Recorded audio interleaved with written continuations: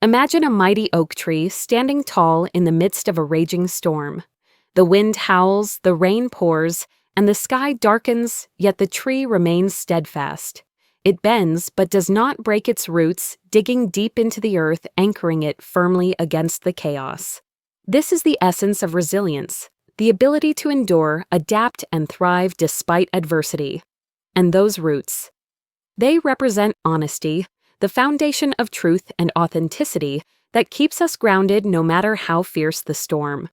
In life, we all face our own storms. Whether it's the weight of family expectations, the sting of betrayal, or the ache of personal failure, these challenges can feel overwhelming.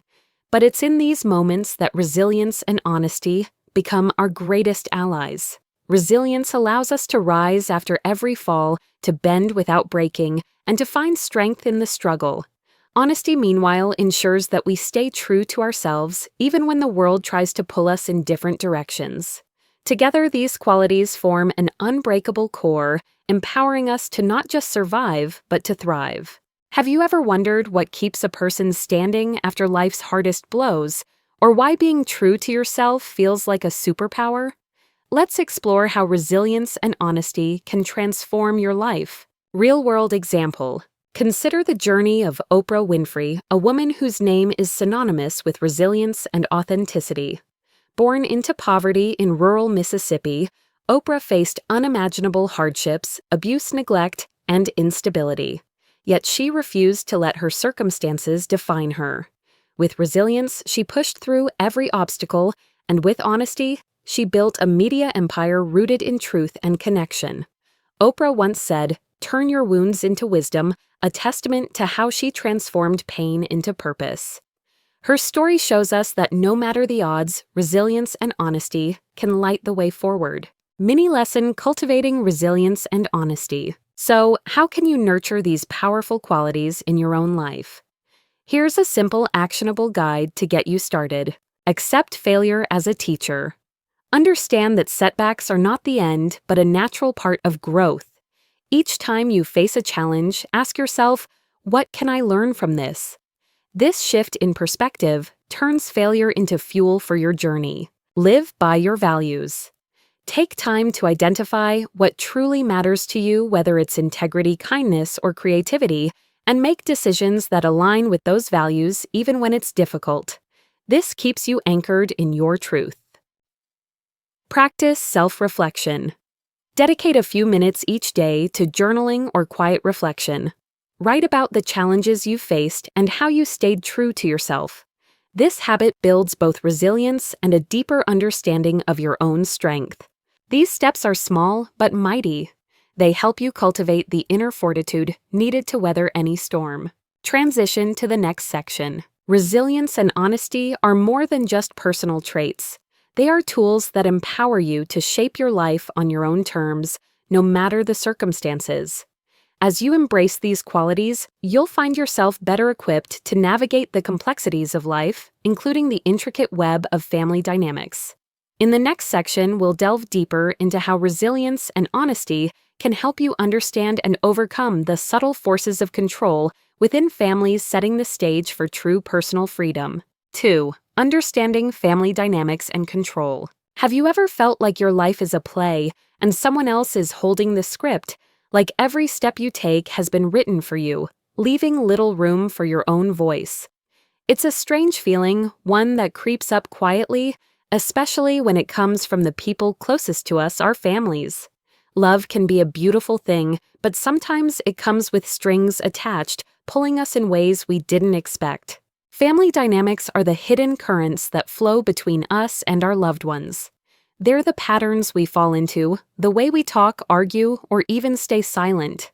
At times, these patterns can feel like puppet strings, gently guiding us down a path we didn't choose. It's not always a loud tug or a strict rule. Often, it's softer, a nudge here, a suggestion there, until you realize you're living a life shaped more by their hands than yours. Imagine a young man named Min standing at a crossroads.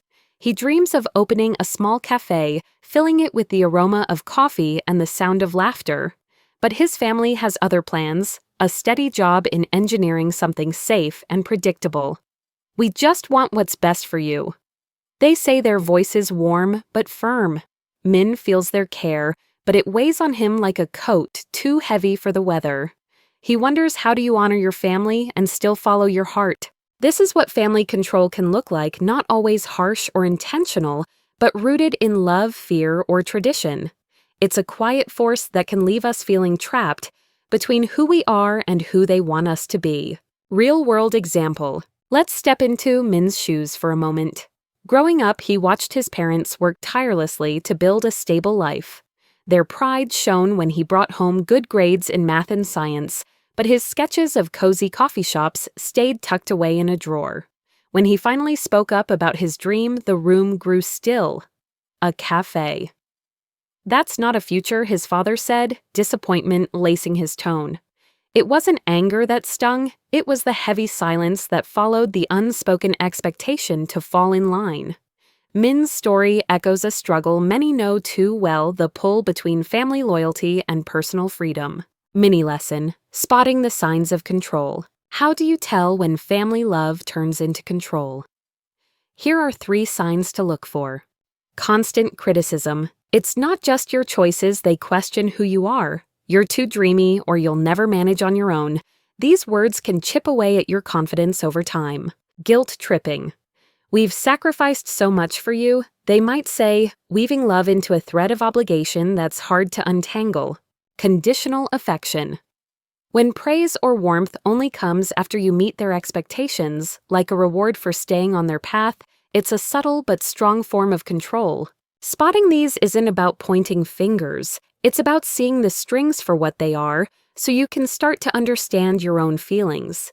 It's natural to feel torn. We cherish our families, yet their care can sometimes feel like a cage. But here's the hope: recognizing these dynamics is the first step toward change. In the next part, we'll dive into ways to loosen those strings, find your footing, and live a life that's truly yours, while still holding space for the ones you love. As the proverb says, the bird that breaks free from the nest flies the highest. 3. The impact of social media and public opinion. Have you ever found yourself scrolling through Instagram, caught up in a friend's sunlit vacation photos, or a stranger's flawless day, only to feel a quiet twinge of envy? It's a moment so many of us know, a fleeting sting that makes you wonder if your own life measures up. You're not alone in this. Social media has a way of showing us a polished version of reality, a highlight reel where the messy, unfiltered parts stay hidden. Yet those glossy snapshots can settle into our minds, nudging us to compare, to question, to feel just a little less enough. This is the power of social media. It's a window into countless lives, but it's also a mirror reflecting public opinion back at us. Every like, comment, or share can feel like a vote on our worth, amplifying the pressure to fit in, to perform, to be what others expect. It connects us like never before, but it can also weigh us down with the fear of judgment or the need to keep up. Over time, this constant hum of approval or disapproval can shape how we see ourselves, chipping away at our confidence or pushing us to chase a version of life that isn't even ours. Take Taylor Swift, for example. She's a name most of us recognize, a superstar whose music fills our playlists. But beyond the fame, she's faced a storm of public opinion that's hard to imagine. Early in her career, tabloids picked apart her relationships. Later, critics questioned her every move. It could have broken her. Instead, she took that scrutiny and wove it into her story. Her album Reputation wasn't just a comeback, it was a bold stand, turning the noise of judgment into a testament of resilience. Swift's path shows us something vital. Public opinion can be loud, even brutal, but it doesn't have to define who we are or who we become. Her growth through the chaos is a reminder that we too can find strength in our own voices. Mini lesson: navigating social media's influence. So how do we stay grounded when the digital world feels like it's pulling us in every direction? Here are 3 simple, heartfelt ways to keep your peace and sense of self intact. Set boundaries with screen time. It's so easy to get lost in the scroll minutes, turn into hours, and suddenly you're drained. Try setting a timer, maybe 30 minutes a day, and stick to it. Use the time you reclaim for something that lifts you up: a walk in the fresh air, a chat with a friend, or even just a quiet moment with your thoughts. Curate your feed for joy, not pressure. Your social media doesn't have to be a battlefield of comparison. Unfollow the accounts that leave you feeling small and seek out ones that spark inspiration. Maybe creators who share real stories, art that moves you, or ideas that light you up. Let your feed be a space that reflects what you value. Remember the human behind the post. Every perfect photo hides a real person, one with struggles, doubts, and unglamorous days. When you catch yourself comparing, pause and breathe. Remind yourself, this is just a moment, not their whole truth, and it's not mine to carry.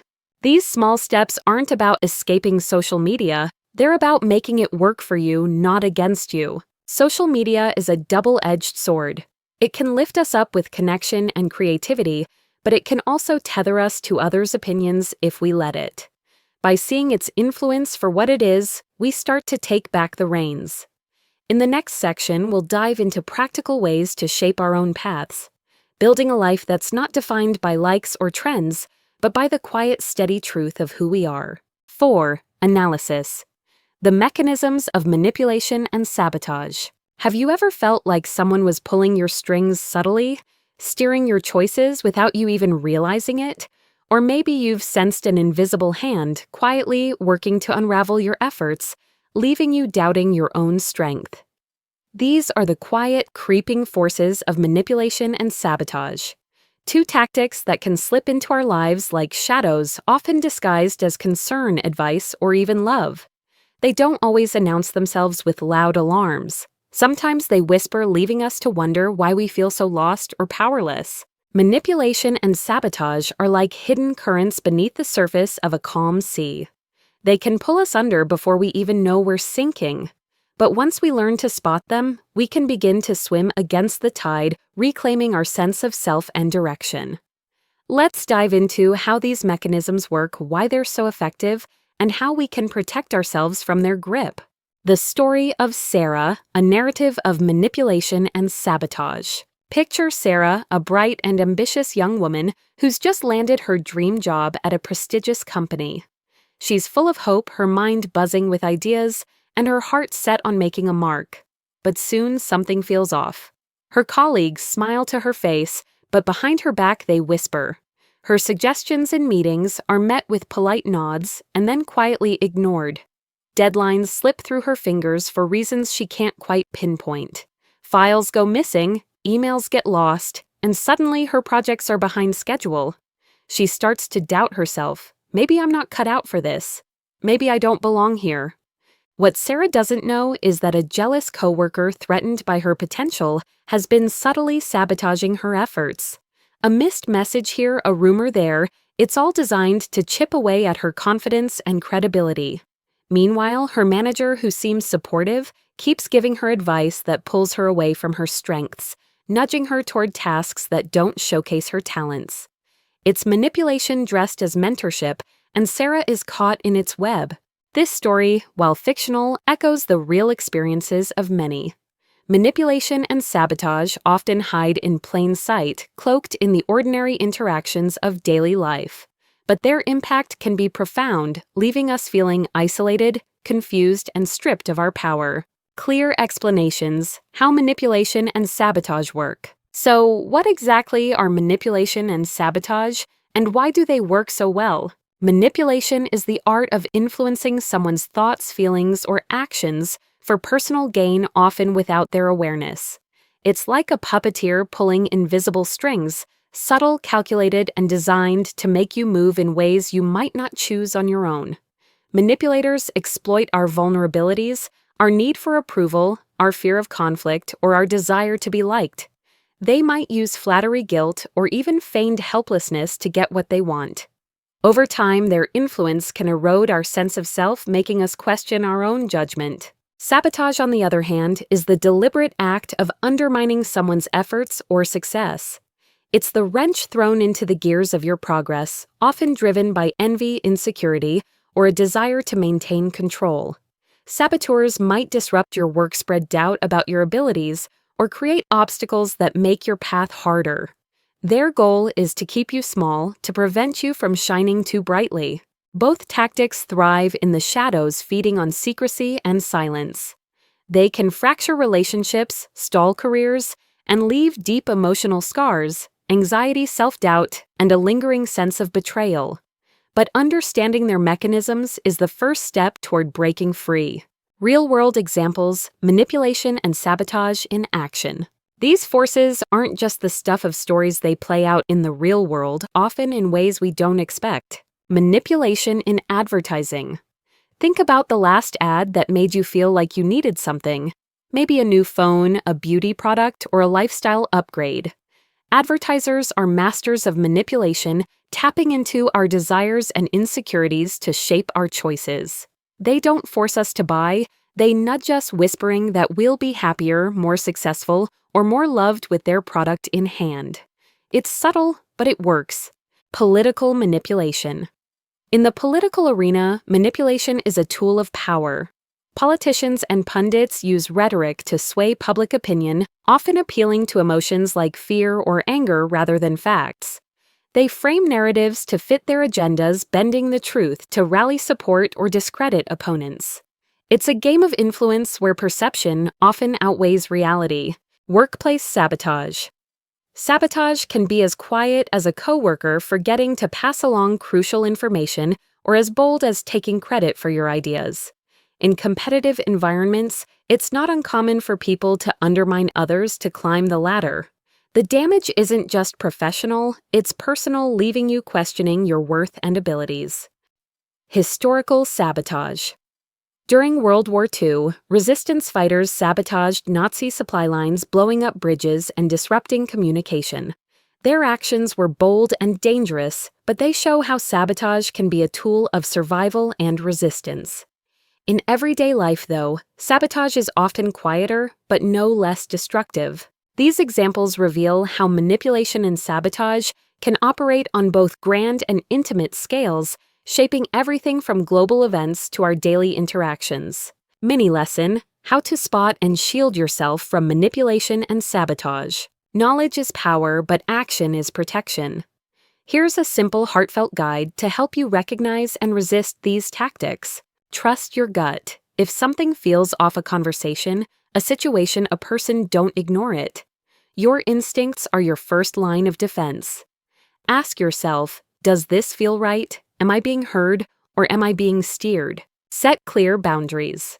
Boundaries are your shield. Learn to say no, protect your time and energy, and don't feel guilty for putting yourself first. If someone pushes back, that's often a sign they're testing your limits. Seek support and perspective. Manipulation and sabotage thrive in isolation. Surround yourself with people who lift you up and see your worth. A trusted friend or mentor can help you spot red flags and remind you of your strength when doubt creeps in. Remember, you are not powerless. By staying true to yourself and staying vigilant, you can rise above these tactics and reclaim your narrative. We've pulled back the curtain on manipulation and sabotage, seeing how they work and the quiet havoc they can wreak.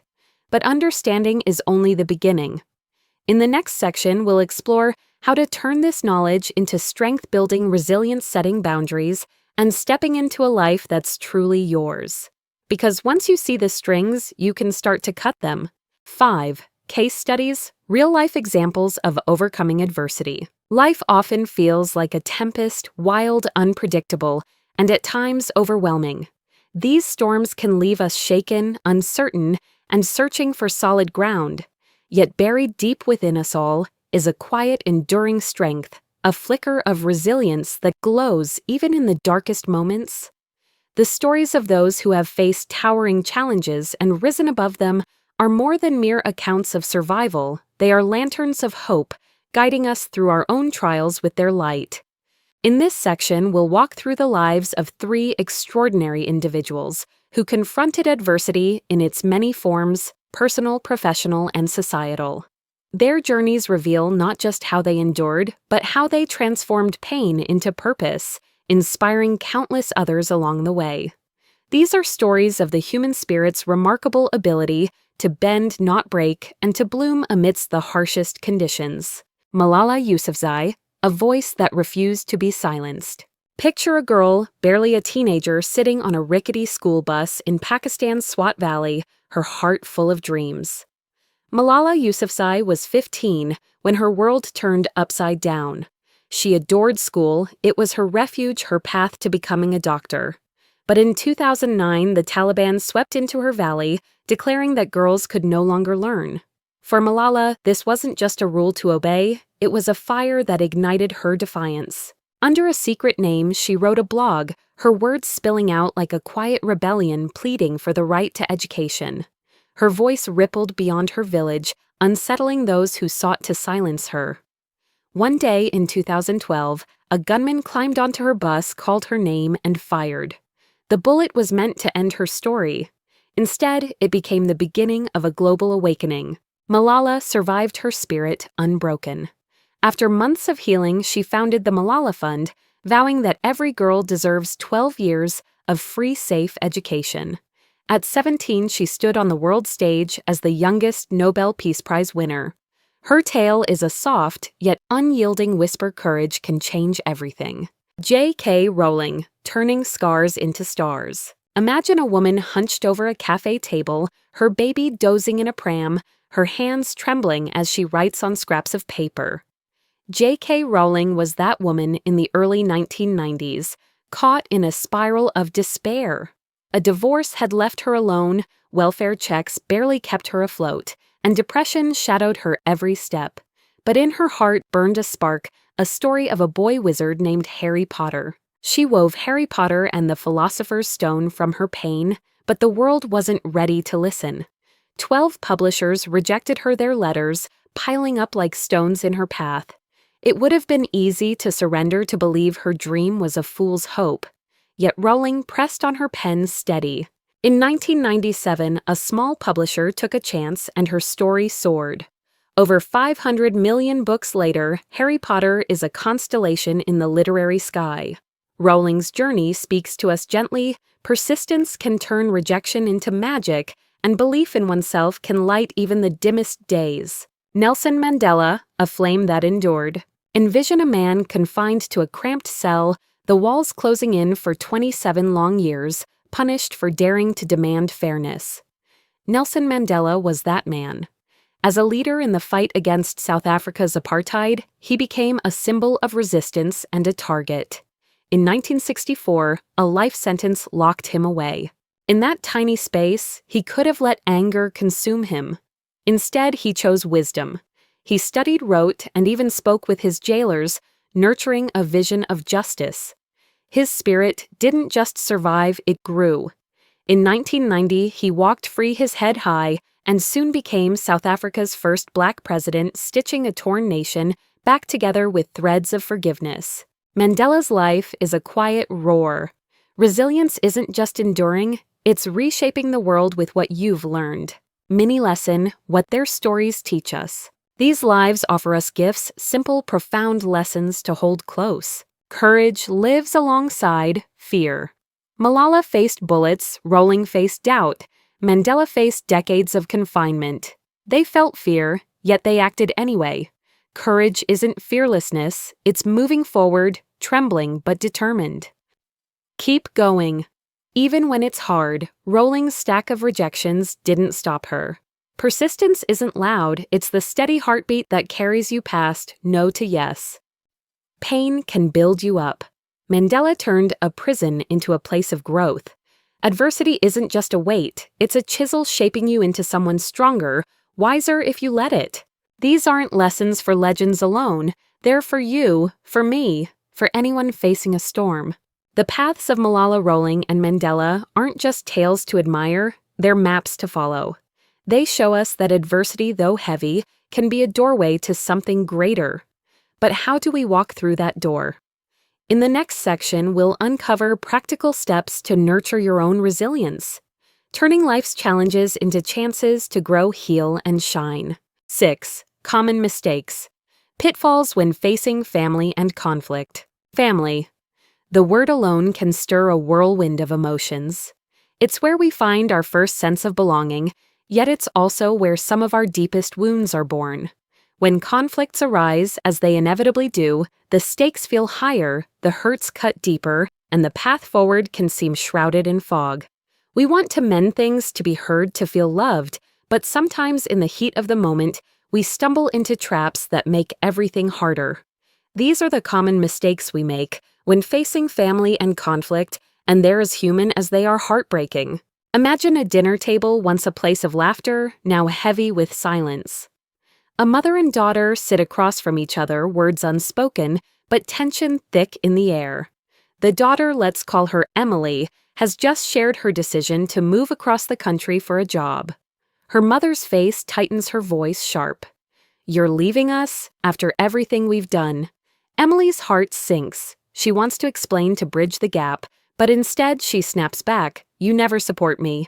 And just like that, the conversation spirals into a familiar dance of blame and hurt. This scene, though, fictional, echoes a truth many of us know too well. Family conflicts are rarely about the issue at hand. They're about the layers beneath, unmet expectations, old wounds, and the fear of losing connection. But in the midst of these storms, we often make choices that push us further apart. Let's gently uncover these mistakes, not to judge, but to understand and to find a better way forward. Mistake 1: reacting instead of responding. It's a quiet evening, and you're sitting with your sibling reminiscing about childhood. Suddenly, they bring up that one summer you ruined by breaking their favorite toy. Your pulse quickens, your chest tightens, and before you know it, you're defending yourself, voice raised, old arguments resurfacing. This is reacting, letting emotions drive the wheel, steering you into a ditch of defensiveness and blame. Why it's a mistake. Reacting shuts down communication.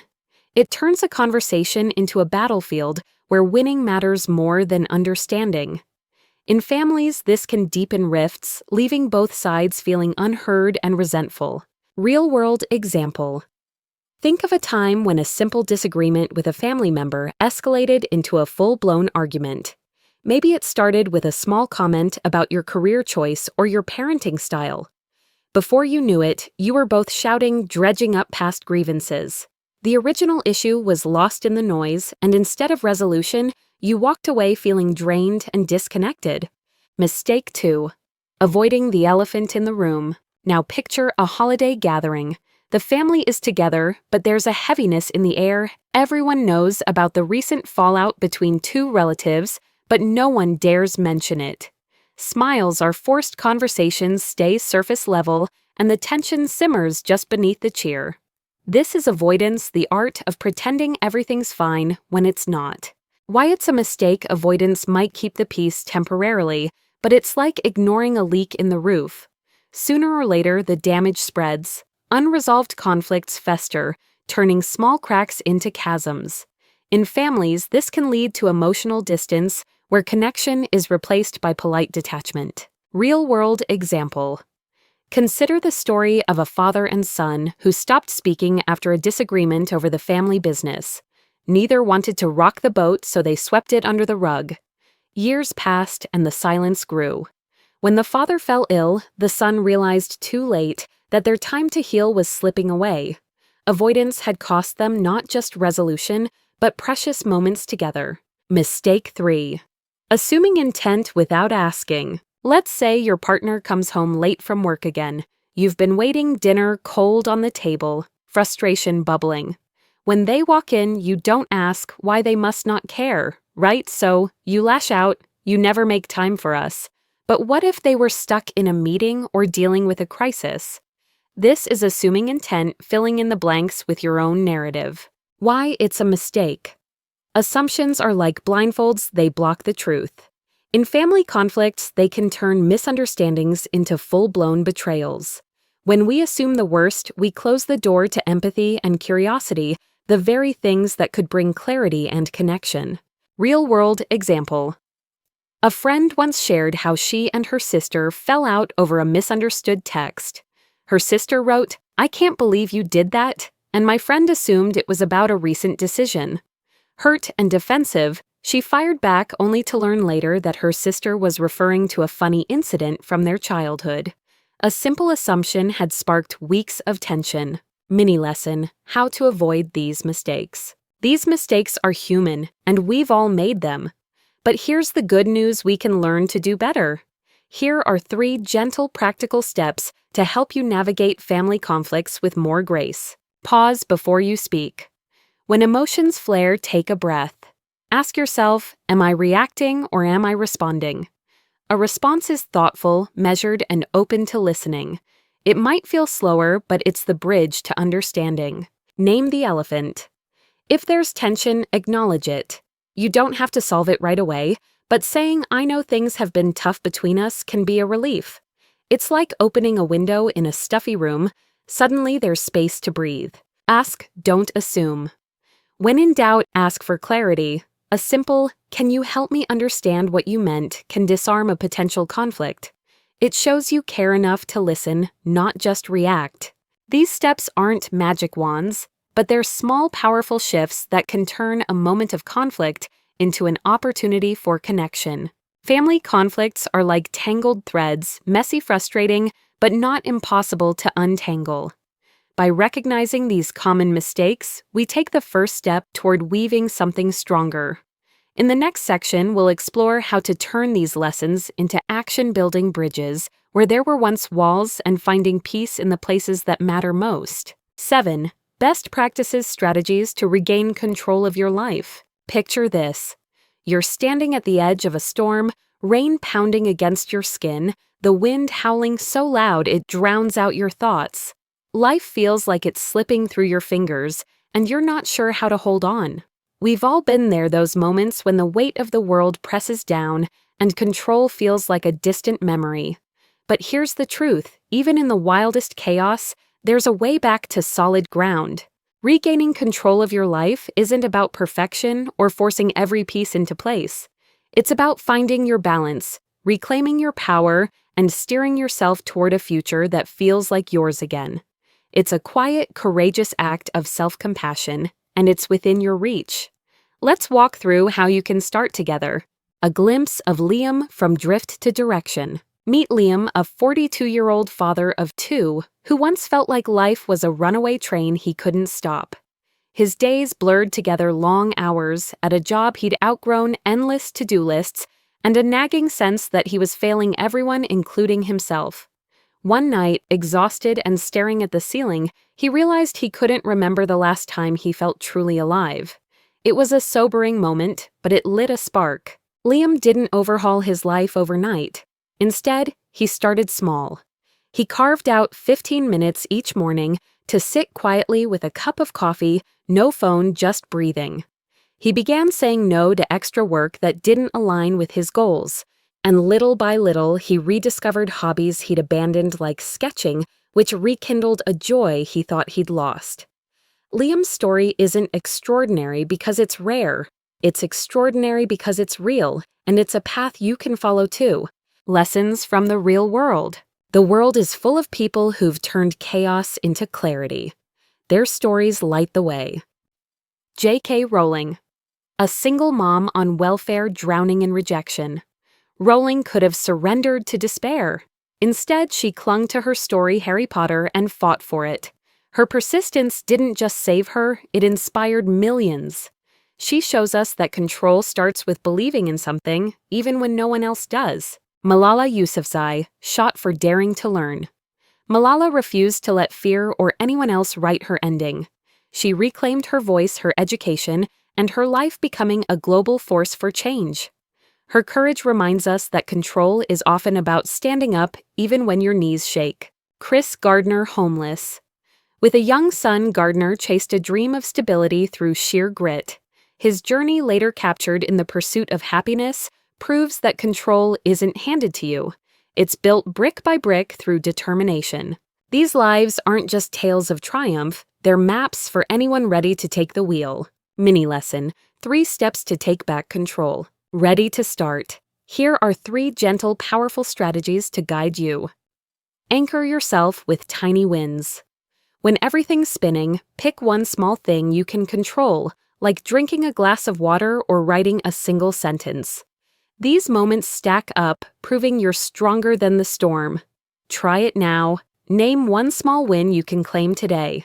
Guard your space. Say no to what doesn't serve you. It might be an extra favor or a draining conversation. It's not about being rude, it's about honoring your limits. Think of one no you could practice this week. How would it feel? Find your North Star. Reconnect with what drives you. Ask yourself, what makes me feel alive? Jot it down, keep it close, and let it steer you.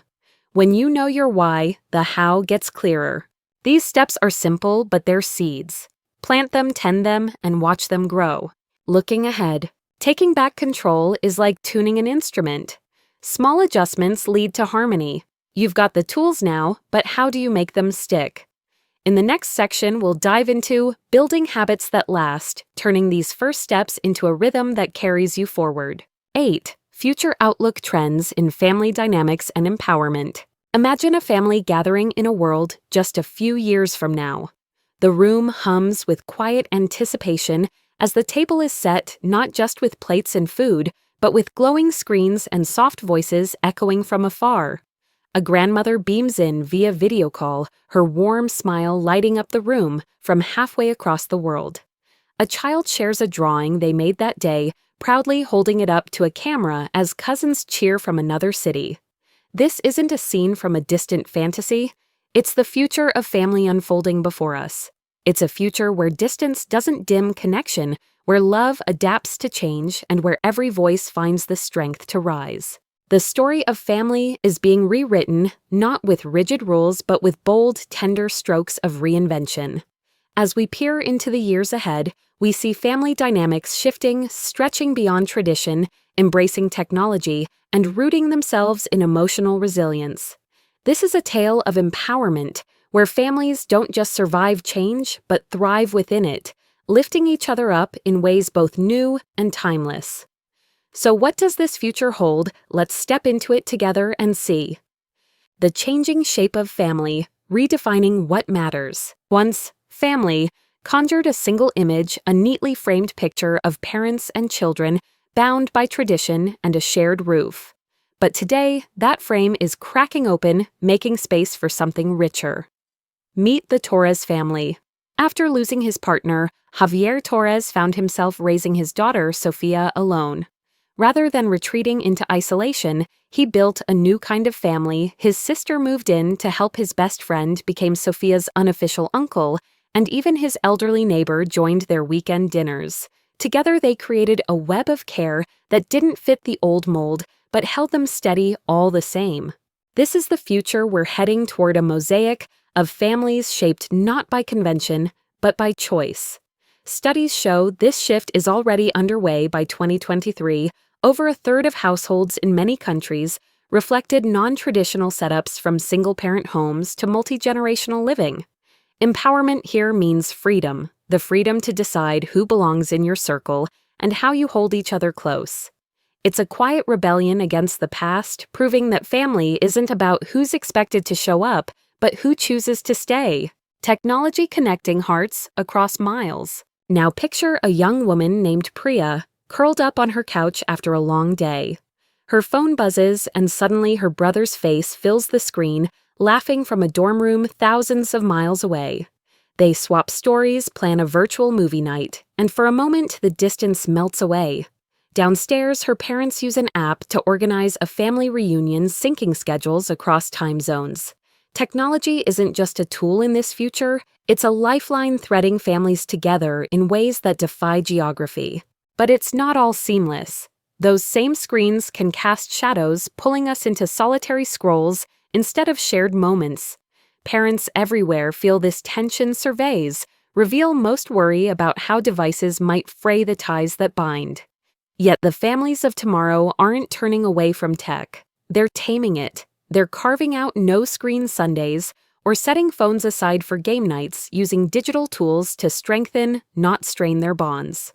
In this dance with technology, empowerment means taking control, making sure the virtual enhances the real.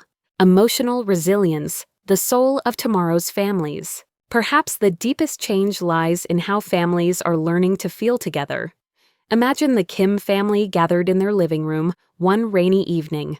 They've started a new tradition, a weekly check-in, where everyone shares a high and a low from their week. At first, its clumsy silences stretch and words stumble. But then their youngest Min admits she's been nervous about school. The room softens. Her older brother offers a story of his own, and soon they're not just talking, they're healing. When Min later faces a bigger struggle, she knows she's not alone. This focus on emotional well-being is no small thing. It's a revolution in the making. Across the globe, mental health conversations are growing louder with families leading the charge. The data backs this up. Awareness of emotional health has climbed sharply in recent years, and it's changing how we relate. By opening up, families like the Kims are building something unbreakable, a space where vulnerability isn't weakness, but strength. In the future, empowerment will mean knowing you can fall apart and still be held together. Mini lesson planting empowerment at home. How do we step into this future today? Here are 3 gentle ways to nurture empowerment in your own family. Listen without fixing. Set aside time each week for everyone to share what's on their mind. No advice, just ears and hearts open. It's a small act that says, you're enough as you are. Build boundaries as a team. Sit down together and decide what works. Maybe it's quiet time for one or less screen time for all. When everyone agrees, respect grows roots. Shine a light on each other. Celebrate the little victories: a good grade, a kind gesture, a tough day faced bravely. A simple "I see you" can lift someone higher than you know. These aren't rules to follow, but seeds to plant, growing a family where everyone feels strong enough to be themselves. The future of family isn't a far-off promise. It's here in the ways we adapt, connect, and care. As we redefine what family means, lean into technology with purpose, and embrace our emotions, we're crafting a world where empowerment isn't just a gift we give ourselves, but one we share. And this story doesn't stop at our doorstep. In the next chapter, we'll see how these changes ripple out, weaving families into communities that lift us all. 9. Conclusion. Embracing your authentic journey.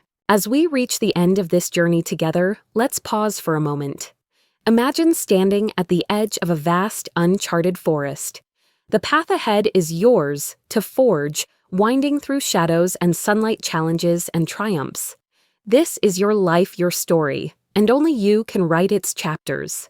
Throughout this video, we've delved into the intricate web of family and societal expectations, the powerful influence of social media on how we see ourselves, and the tools we can use to rise above adversity and take ownership of our lives.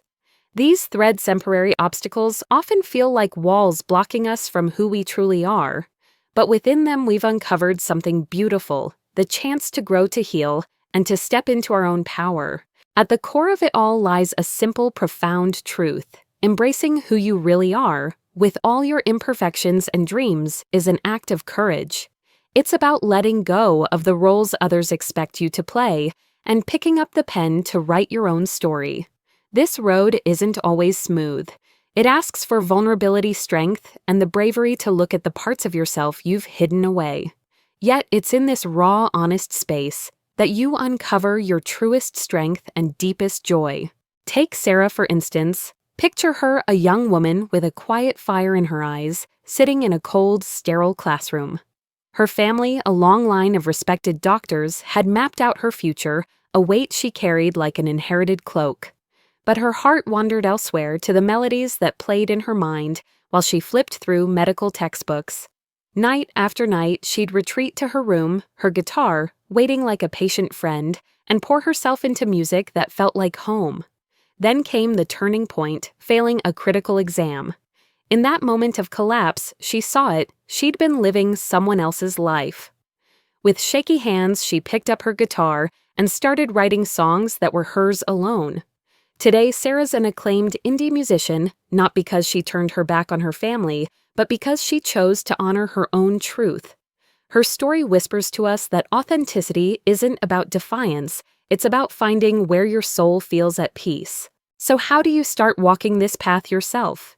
Here are 3 gentle steps to light the way. Practice self-reflection. Carve out a quiet space, maybe by a window, where the light spills in soft and warm, and let your thoughts unravel. Write them down or simply sit with them. Ask, what sets my heart ablaze? Where do I feel free? Where am I hiding behind a mask? Set compassionate boundaries. Give yourself permission to say no to what drains you, a commitment that exhausts you, a conversation that dims your spirit. Think of your energy as a garden. Boundaries are the fences that keep it blooming. Celebrate small wins. Notice those fleeting moments when you choose yourself speaking up, when you'd usually stay silent, or dusting off a passion you'd set aside. These aren't just steps, they're the foundation of a life that feels like yours. As we close this chapter, hold this close, your journey is yours alone. It's not about being flawless or measuring up to anyone else. It's about showing up day by day and being present for it all. When doubt sneaks in, whispering that you're not enough, let this sink in. You are just as you are. You're not walking this path alone. We're all here, stumbling, learning, and growing together. Thank you for sharing this hour with me. Take these words with you, and may they guide you forward with courage and kindness. 10. Q&A or discussion addressing audience questions. As we near the end of this journey together, I can almost hear the questions bubbling up in your mind. It's natural after exploring such deep waters of personal growth, family dynamics, and resilience. You're bound to wonder how these lessons fit into your own life. Maybe you're thinking, this all sounds inspiring, but where do I even begin? Or perhaps, what if I don't have the support I need to make these changes? I want you to know that you're not alone in these thoughts. I've been there too, standing at the edge of change, unsure of the first step. So let's walk through some of the questions you might have together. Imagine sitting across from me, a warm cup of tea in hand, the kind of conversation where there's no rush, just space to breathe and reflect. That's the spirit I want to bring to this moment. You've shared an hour with me, and now it's my turn to listen to you. Question 1. How do I start my own journey of personal growth? It's a big question, isn't it? The idea of personal growth can feel like staring up at a mountain so tall, so daunting. But here's the secret, you don't have to climb it all at once. Think of it like planting a garden. You start with a single seed, a small act of care, and over time it grows into something beautiful. Set small, gentle goals. Maybe it's as simple as writing one sentence in a journal each morning or taking a 5-minute walk to clear your head. These tiny steps are like breadcrumbs leading you forward. Lean on what you already have. You don't need a perfect support system to begin. Start with what's around you. A friend who listens, a quiet corner of your home, even a favorite book that lifts your spirits. Be patient with yourself. Growth isn't a race. It's okay to stumble, to pause, to feel unsure. Each step, even the shaky ones, is part of the path. I remember when I first started my own journey, I was overwhelmed, convinced I needed to change everything at once. But a wise friend told me, just pick one thing, the smallest thing, and start there. So I did. I began by spending 10 minutes each day in silence, just breathing. It felt insignificant at first, but those minutes became my anchor, a reminder that I could build something steady, one breath at a time. Question 2. What if I don't have a support system like the one described in the video? This one hits close to home for many of us. Not everyone has a family like the Kims or a circle of friends ready to catch them when they fall. If that's you, I see you, and I want you to know that your journey is still possible, still yours. Support doesn't always come in the shape we expect.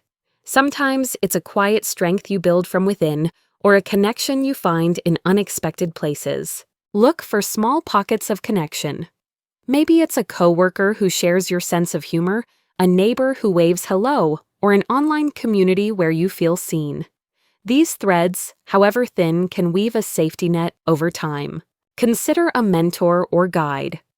If you're craving wisdom, seek out someone who's walked a similar path. It could be a teacher, a counselor, or even an author whose words resonate with you. Remember, you are your own foundation. There's a resilience inside you, even if it feels buried. Nurture it with small acts of self-kindness. Speak to yourself like you would to a dear friend. Let me tell you about Maria. She grew up in a home where emotions were locked away, and when she left, she felt adrift without a map or a hand to hold. But Maria found her way by joining a local art class. At first, she was shy, unsure. Yet week by week, she connected with others who, like her, were searching for belonging. That class became her sanctuary, her support. It wasn't the family she was born into, but it was the one she chose, and it was enough to help her bloom. Mini lesson: the power of self-compassion. Before we part ways, I want to leave you with a small but mighty tool: self-compassion. It's a quiet practice, but it can change everything. Self-compassion is the art of treating yourself with the same kindness you'd offer a friend in pain. It's not about ignoring your flaws or pretending everything's perfect. It's about holding yourself gently, especially when life feels heavy. Here's how you can start. Notice your inner voice. When you make a mistake, what do you say to yourself? If it's harsh, pause. Imagine what you'd tell a friend in the same situation and try speaking to yourself that way. Hold your pain with care. When you're hurting, don't rush to fix it. Sit with it like you would with a child who's scared. Let yourself feel without judgment. Celebrate your efforts, not just your wins. Growth is in the trying, not just the succeeding. Each time you show up for yourself, even in small ways, it's worth honoring. I've seen this transform lives, my own included.